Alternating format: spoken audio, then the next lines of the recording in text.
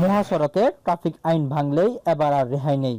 আইন লঙ্ঘন শনাক্ত করবে কৃত্রিম বুদ্ধিমত্তা, আর সেই তথ্যের ভিত্তিতে নেওয়া হবে স্বয়ংক্রিয় ব্যবস্থা।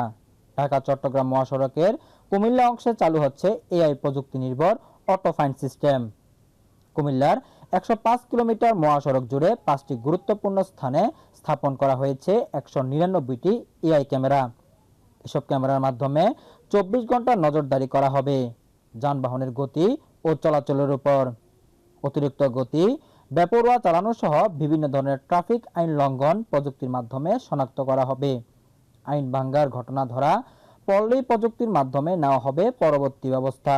এই সিস্টেমটা তো অত্যন্ত আধুনিক একটা সিস্টেম, যা উন্নত বিশ্বে আরো অনেক আগেই চালু হয়েছে। তা আমাদের সরকারকে ধন্যবাদ যে এটা আমাদের দেশে চালু করছে।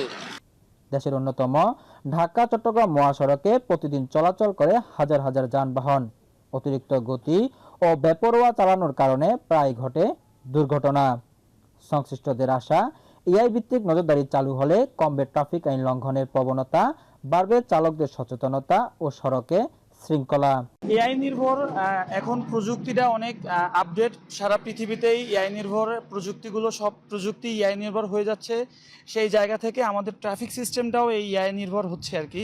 অলরেডি আপনারা জানেন যে ঢাকা মেট্রোপলিটন পুলিশে এআইয়ের ব্যাপক একটা প্রসার হয়েছে এবং এই এআইয়ের মাধ্যমেই ঢাকাতে ট্রাফিকটা পরিচালিত হচ্ছে এবং এতে ঢাকাবাসী অনেক সুফল পাচ্ছে। সেই জায়গা থেকে আমাদের হাইওয়ে পুলিশের আমাদের ঊর্ধ্বতন যারা কর্তৃপক্ষ আছে, তারা আমাদের এই মহাসড়কগুলোতেও এই প্রযুক্তির মাধ্যমে তারা এই প্রসিকিউশনগুলো তারা দিতে চাচ্ছে। তো হাইওয়ে পুলিশের এই প্রযুক্তি নির্ভর উদ্যোগকে সড়কে শৃঙ্খলা ফেরানোর গুরুত্বপূর্ণ পদক্ষেপ হিসেবে দেখছেন সংশ্লিষ্টরা।